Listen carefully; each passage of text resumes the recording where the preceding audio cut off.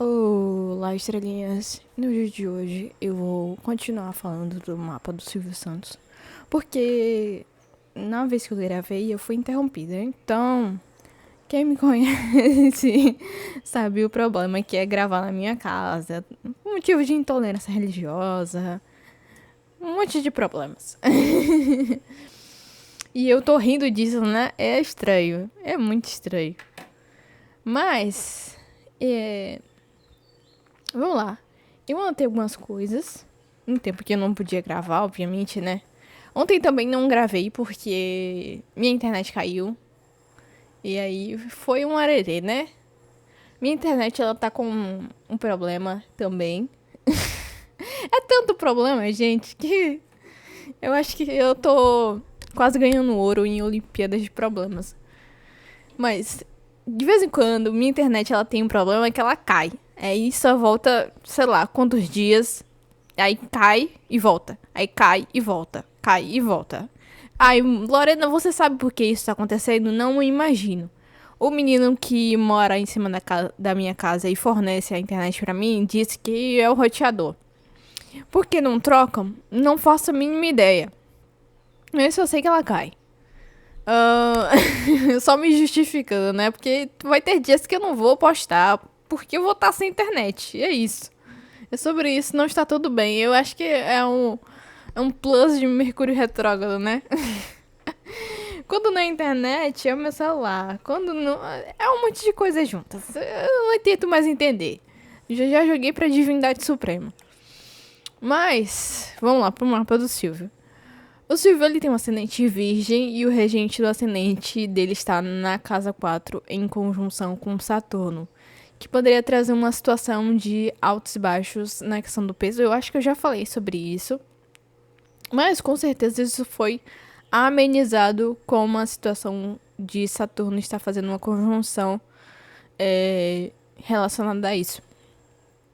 Saturno e Mercúrio na casa 4 também me traz uma situação de lidar com a comunicação como se fosse uma forma de reverenciar seus ancestrais ou as pessoas que se comunicaram antes dele. Talvez fosse uma forma dele se comunicar com a própria origem e falar e se comunicar para não esquecer disso.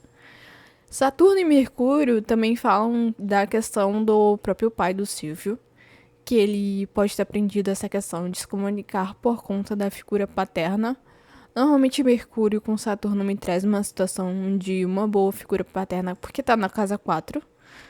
E até um pouco super protetor, talvez. Em alguns momentos, nem o Silvio sabia direito o que o pai dele queria dele. Me faz pensar nisso, porque Mercúrio tem momentos que tá muito bem e tem momentos também que não tá tão legal assim. O Silvio tem Sol na casa 3 em Sagitário. Casa 3 é a casa da comunicação, mas não só isso. Ela é a casa do conhecimento básico, razão, lógica, comunidade local, irmãos, primos, tios, conhecimento mundano. As primeiras experiências, a primeira infância, basicamente. Formas de aprendizado, conhecimento intelectual, processos mentais. O Sol na 3 fala de comunicação, obviamente, né? Mas não só isso, ele fala de alma, de propósito de vida, do que fomos criados para fazer, ou o que a nossa alma se identifica. Sol e Sagitário são pessoas normalmente que querem ser algum tipo de. Que querem sempre, na verdade, algum tipo de mudança e algum tipo de modificação e sempre precisam de movimentação para se sentirem vivas, embora alguns hesitem em fazer isso, por medo ou mesmo por algum outro motivo. Eu mesma já tive um chefe sagitariano. E se você não tomar cuidado, ele pode levar tudo pro pessoal e achar que tudo é uma afronta à pessoa dele. Por mais que ele saiba que você está certo. O Sagitário sabe que ele tá errado e que você tá certo, mas ele nunca vai falar isso pra você. Sol na 3 também pode falar que ele poderia ser alguém que quer mandar ou quer ter tudo sob controle, já que o Sol, ele rege leão, e o leão do Silvio Santos está entre a casa 11 e a casa 12, e Marte e Marte está entre a casa 11 e a 12, que fala além da energia normal de Marte, que é comandar, que é mandar, que é guiar, basicamente. Ele tem um conflito entre fazer o que ele acha certo e fazer o que o grupo precisa, entende? E me traz uma situação que, como tá no final da casa 11, pegando um pouco da causa na casa 12, as pessoas de vez em quando poderiam não saber o que tá se passando, digamos assim, no interno dele, porque Marte na casa 12 costuma ser o seu pior inimigo. Então, todas as dores, todas as coisas difíceis, ele passou basicamente sozinho. Ele nunca levou isso para as pessoas, sabe? Uma coisa interessante de se observar. Marte na casa 12 também traz uma energia de você, o seu pior inimigo, como eu já citei. E normalmente a pessoa tem que tomar cuidado para ela não acabar se auto-implodindo ou se autodestruindo, porque ela vira uma bomba se ela não tomar cuidado. Vide o Ike Batista, que ele tava com Marte na 12, se não me engano, na Revolução Solar dele, quando ele, se eu não me engano, faliu. Ele tinha uma Vênus na 2, que normalmente são pessoas bancadas por outras, mas Vênus na casa 2 traz um amor à comunicação e a beleza e tudo que é bonito e belo. E eu acredito que beleza pode ser uma coisa subjetiva, mas a gente ainda vive um padrão, sabe? Vênus na 2 em Escorpião me traz... Escorpião, né? Vênus na casa 2 em Escorpião me traz uma situação de saudosismo pelo passado e pelo que ficou para trás, já que Escorpião fala justamente disso, dos valores passados, das antigas formas de se comunicar e de se expressar.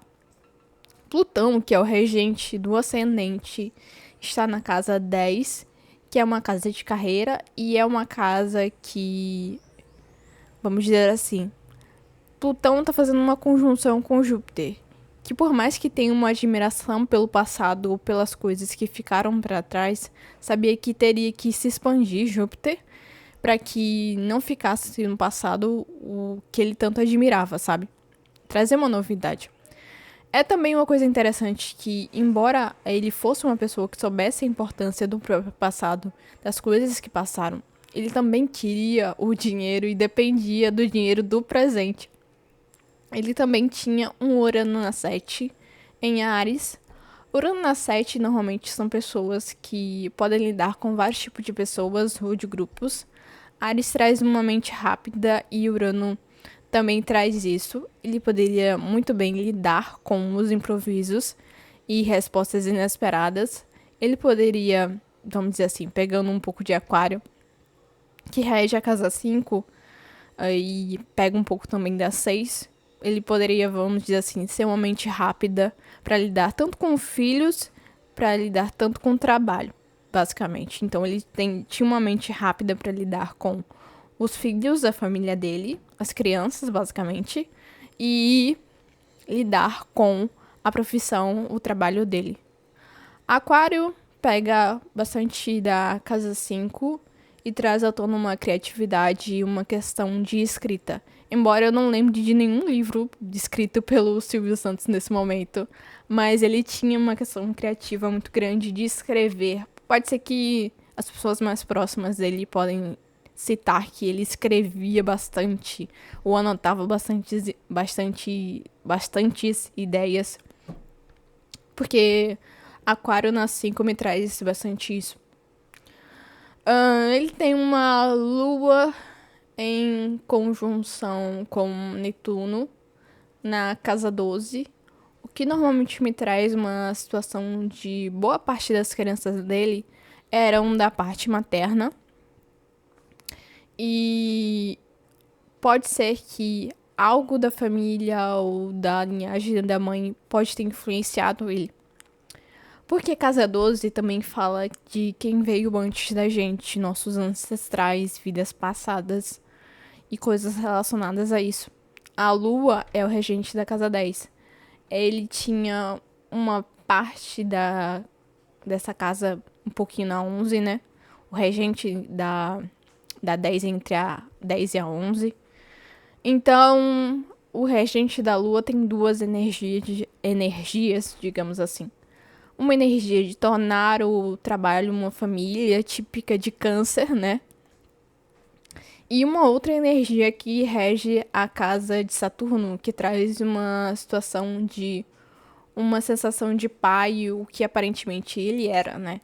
Câncer também me traz uma sensação de pensar o trabalho como uma parte do corpo ou a parte da persona do Silvio.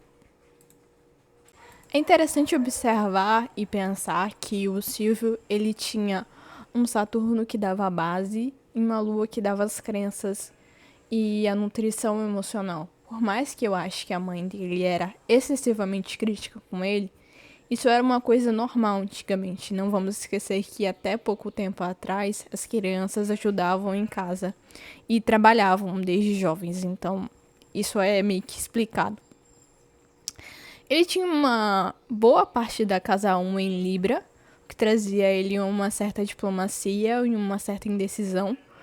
Porque, pensa comigo, ele ama a comunicação e ele ama falar, mas ele tinha uma Vênus retrógrada, ou seja, ele poderia sofrer inúmeros preconceitos de outras pessoas que achavam que ele sempre teve tudo fácil e que sempre tudo foi fácil pra ele. E que ele não teve que trabalhar a comunicação ou ele não teve que desenvolver aquilo, sabe? Porque ele fazia parecer tão fácil e ao mesmo tempo as pessoas não viam o esforço que ele fazia. Ele tinha uma casa 2 em Escorpião, que é o mesmo posicionamento do Mbappé. Ele não ficou pobre, mas ele teve algumas perdas financeiras e é algo extremamente previsível e normal. Escorpião na casa 2 e traz uma situação de uma pessoa que pode sim perder tudo, mas que ela também pode recuperar. É só ter cuidado com a parte financeira e não, vamos dizer assim, não ir para os extremos. Nos trânsitos, que eu vou falar no próximo vídeo, ele estava com Marte e Júpiter em conjunção na casa 9 e fala de plano espiritual e eu descobri isso da pior forma possível. Não só com o mapa do Silvio, mas com o mapa de outras pessoas que morreram. E que não tinham essa conjunção, mas tinham uma casa 9, digamos assim. A palavra não é ampliada, sabe? Mas ela era uma casa que estava falando de passagem. Ele também estava com uma Vênus na 12 e um Sol e um Mercúrio em conjunção na casa 8. Ele também tinha um Urano na 8, que trata de morte. Ou seja, falava assim que ele iria fazer a passagem dele.